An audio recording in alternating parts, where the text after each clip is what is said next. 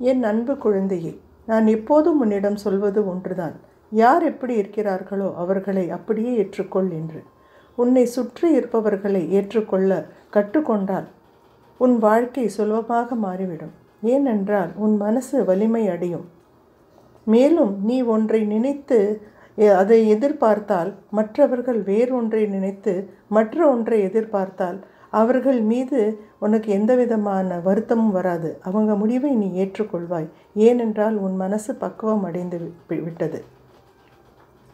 இவ்வாறாக மற்றவர்களை புரிந்து நடந்தால் சண்டை வராது, கசப்பும் ஏற்படாது. உன் வாழ்க்கையில் உனக்கு நான் நிறைய பந்தங்களை கொடுத்திருக்கிறேன். அவர்கள் உன்னை மிகவும் நேசிக்கிறார்கள். அந்த பந்தங்கள் உன் குடும்பத்தினராகவோ அல்லது நண்பர்களாகவோ இருக்கக்கூடும். எல்லோரும் உன்னை ரொம்ப நேசிக்கிறார்கள். அதனால் எப்போதும் யாருடனும் ஏதாவது கருத்து வேறுபாடோ மனக்கசப்போ ஏற்பட்டால் அவர்களை பற்றி தவறாக பேசாதே.